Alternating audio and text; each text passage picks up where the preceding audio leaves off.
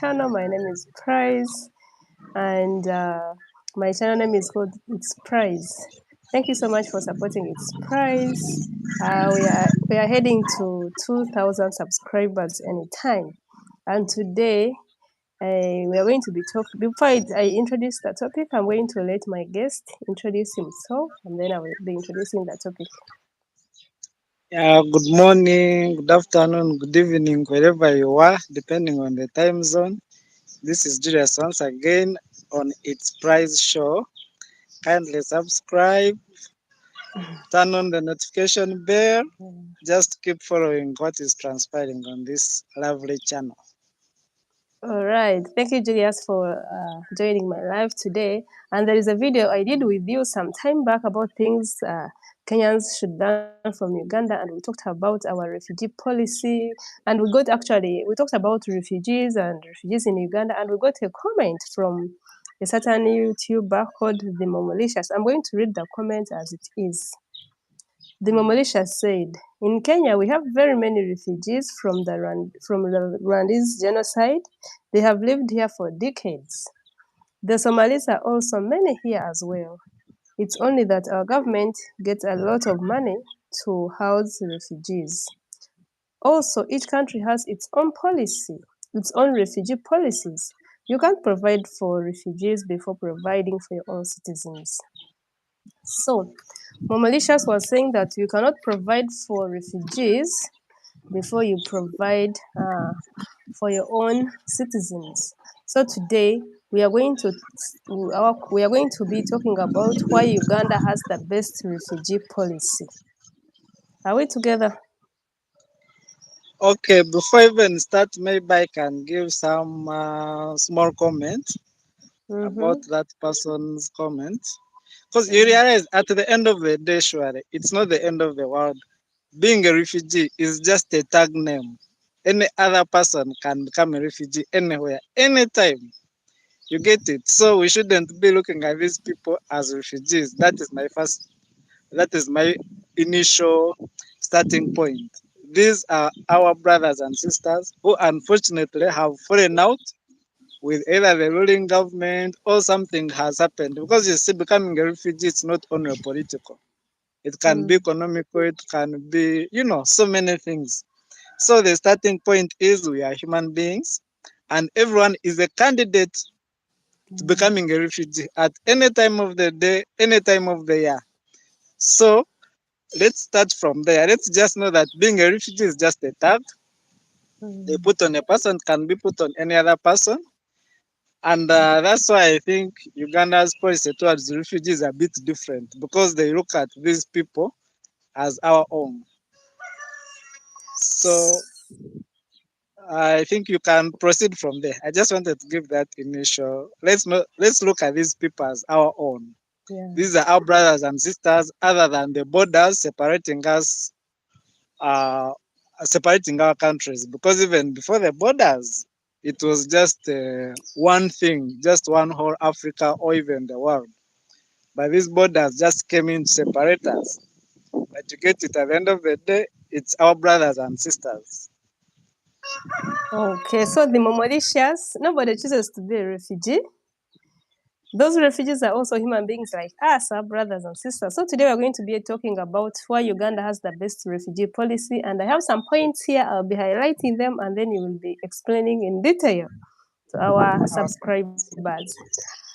So first of all, first tell me why Uganda hosts the highest number of refugees in Africa. Is there something special about Uganda that refugees prefer it? I don't think so. I think it all goes back to the same point we've been talking about. Mm. The humanly part of what we have, what is inbuilt amongst ourselves. Because I'm sure if the general population wasn't welcoming them, even the government wouldn't be doing the same thing. It goes back Mm. to the other qualities we had talked about earlier, how loving Ugandans are to everyone.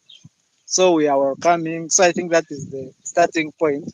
From down up to our government, maybe, which has also been translated to our policies. It all goes back to we are willing, the willingness of Ugandans to stay with other people who are different from them. Is it even true that it has the highest number of refugees in Africa for real? Because Kenyans are always saying our country is full of outsiders who are refugees. Are they No, like when you go to statist- Google, you find out? Okay, yeah, continue. statistically, Uganda has the largest number of refugees in Africa from different countries. What Mm. Kenya has, which I think was also planning to cross, it had, I think, the largest refugee camp. It had Mm-hmm. the largest refugee camp, which was hosting the Somalis. But Mm-hmm. about the number of refugees, we have so many. Because it's even the number of settlements we have. There are so many. The Changwali, you go to this one in Sinjiro, then I think there's another one in Kasese, Arua. As they are scattered all over. It's not like in Kenya where like they had that others one big camp for everyone. As they are Oh, scattered across the country. So they are scattered across the country with smaller numbers, but if you add them up, I think there are many compared to others who where you'll find they only have like one camp or one settlement. okay. Refugees don't live in camps. They live in settlements where they are given land to farm as opposed to only what getting food from WFP, World Food Program. Yeah, He you just see talked the about it. difference. Yeah, the difference between the Ugandan refugees and refugees elsewhere Mm. is that like the arrangement in Uganda is a bit different from the arrangement elsewhere. Because you see, once you are in a camp, you are like in a Mm. prison, okay, in a prison kind of. Because you see, you're under rules. You know, they will be feeding you so many things. You get it. But if you are like Mm-hmm. in a settlement, it's more or less like a village. They put you like in a village. You have also like they give you a portion of land where you can like farm if you're not lazy. Of course, there are those who don't do, but those that are Mm. hardworking, really, you find they can settle and plant, harvest, eat their own food as they're also doing other things. So a settlement is different from a camp because there are more privileges within a settlement, like giving you such kind of farmland, as opposed to the camp where you cannot be given. You're only waiting for that food to be Yeah. provided at the end of the Mm. month, or the token in form of money to Yeah. go and buy your own food. Oh, okay, I get it. Better to be able for them to provide for themselves and plant like what they want to eat, not waiting to be given like even what they don't like. Yeah, and of course, you see, once you plant, it can, because you see, at the end of the day, when the other food they give them, by the way, is very Still little. comes. Oh. Yeah, it still comes, but it is little. So this one, whatever Mm. you did, supplements on what Mm. you are given. Because I can assure you, I've worked like in a camp. You find they are giving you the equivalence of 30,000. What will 30,000 do per person? You get it? Eh? Because you Mm. see, as those are the kind of things I'm talking about. You see, they say human being, and they can think that you can live on 30,000. That is the policy. Eh? The WFP policy. They think you can live on 30,000, which is impossible. So Yeah. now, once you are given that chance, to also look for your own food in such kind of way, it can supplement on the little you're given. So is that land usually given to them like forever? As long as you're staying in that settlement, it remains your home Mm. Okay. till maybe the conditions that made you free your home have changed and you prefer going back. But if you are staying, it remains maybe till when you also try to go away. But as long as you're there, that place is Mm. still with you. Okay, thank you so much. And we are going to the next topic. Uganda gives refugees the rights to work like its own citizens and also to start up businesses. Yes, the same way I'm going to look for a job is the same way the refugee will be looking for a job. Will be doing the same interviews as long as Okay. your paperwork is well documented. Mm. Because it's like me, they will need a national ID from me, but for them, they will need the refugee ID from them or a Mm. recommendation from OPM. Other than that, as long as you have the skills, you have the same opportunities as Ugandans. Oh, okay. Refugees in Uganda have a right to move like its own citizens. What's the meaning of that? Yeah, like I've told you, once you're in a Mm. camp, it's like a school. There are rules. Such and such times, Mm. you're not supposed to move. Like Oh, secondary school life. But yeah, with these guys having been put in settlements, yeah. they are more or less Mm-hmm. like in villages because these settlements are arranged in form Oh, of villages. So okay. you can move freely, and if you've got your own money, you can even go Mm. and rent outside the camp, be like in Kampala, Mm. be in Korolo, anywhere. So your movements are not restricted, even if you want the kind of nightlife Ugandans enjoy in Kampala, you Mm. can move around the whole night. No one will Okay. stop you. Because you're not going back to the camp and they ask you, where have you been? What? Yeah. Okay. In Uganda, refugees have a right to own property and live like any other citizen. Yes, that one you will find it here. The other places, you still taken as a refugee, buying land, because Mm. it's like us, Ugandans, land policies, I think, are the easiest. Because you see, even if you're not a refugee, you can still Mm. come, buy land, and you own forever. But other places, they have policies where you find if you are not a national, Mm. maybe they are going to lease you, they cannot sell you. You get it. So, Yeah. them being here, they also enjoy the same privileges a Ugandan like you. If you're going to buy a piece of land, you know, you only need documentation on Mm. you. It remains Okay. yours till you go, and if Mm. you want to, if you are leaving, you can have the right to sell and get back your money, and you go. Mm. Hmm. Okay. Uganda takes refugees as assets and not as burdens. Yeah, because if you definitely they are an asset. If someone comes and is an engineer, Mm. and you decide to use their service, then Mm-hmm. that is translated into an asset because they are also adding to your GDP, they are adding to your economy. You get it? Mm.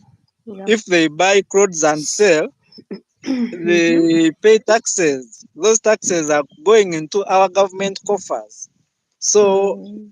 in the long run, they are an asset like any other citizen. Okay. In Uganda, refugees are given passports. They can go anywhere in the world other than the country they ran from. Yeah, they also okay. Other countries, I'm sure they also do, but we are now like talking on the Uganda. We are talking as Ugandans. We are not talking as any other person. Yeah. Refugees are given passports. They only need to pay, I think, 50,000. If I'm not mistaken, I need to cross check. They Mm. just you go to OPM, the department in charge of refugees. It gives you a Mm. recommendation. Then you go to immigration and get your passport. So you are not restricted from only staying in Uganda. You can move anywhere. You can get as long as you get the visa and you have the money, you can still move.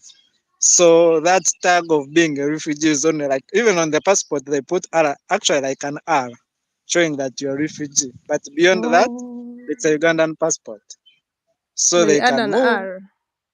Yeah, we just like showing, of course, differentiating from the other passports. Mm. And of course, also them moving that passport with an R is also advantageous to them because you see, might find when the country they've gone to, maybe they could also have problems originating from where they ran from. So they can also be given protection. I don't think they put the R because they want to be identified. I think they Mm. just put it for their own Security. security, then also any other help just in case they reach wherever they are going. Okay, I think that's all from my side. So in Uganda, we take the refugees as our brothers and sisters. We know they don't choose to be refugees, and anytime anybody can be a refugee. So Julia, say your last words, and then I think we already come to the end of this video. After the last words, we will say bye bye to our subscribers. Yeah, okay. Maybe my last words, I think I'm also still reminding people that Mm. there's what they call Ubuntu in in South Africa. Mm. Eh, Ubuntu is like it's a philosophy which really says we are not supposed to look at ourselves as different Yeah. people. We are supposed to look after each other in the same Mm. way. Eh? So if Ubuntu is thrive under the sun, we should start looking at people beyond the tags. Because like I've told you, being called the refugee is a tag. Like the way someone can say you are a thief. That is Yeah. just a tag, but there is the Mm. difference between that tag and the person you are putting it on. Eh? Not Mm-hmm. everyone wishes to be put under that. Because like me, Mm. okay, we are from the. I've been lucky to come from a place which borders two countries, that is Congo and Rwanda, and these two countries have had instability before. I've been part of the instability. I know what it means. I don't think those guys ran away because they want. I can assure you, Yeah. I remember, like, I think it was 93, 94. You know, that way in Rwanda.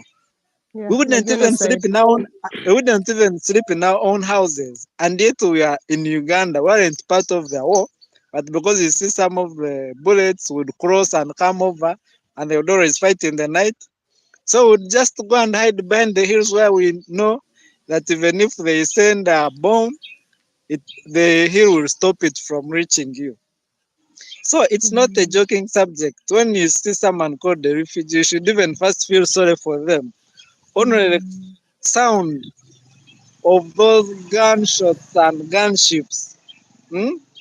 You see, that is the starting point where you should even be looking at and say how, if this person managed to pass through all that life and has come closer to me, how best can I be of Help. help?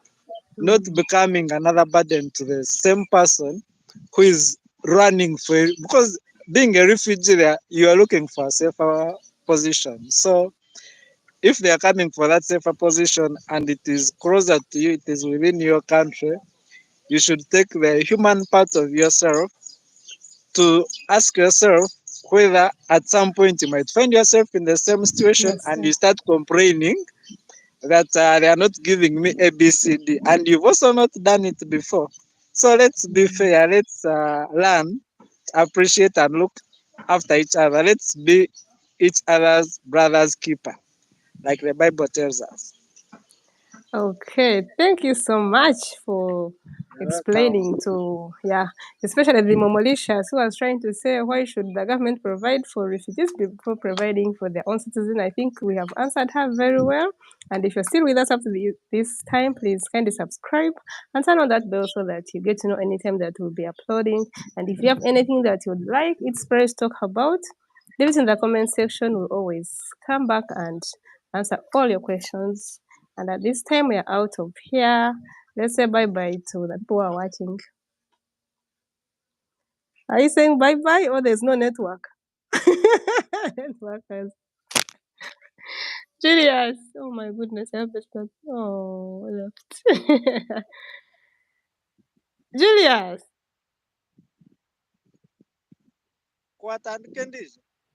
Really? No. It's the same.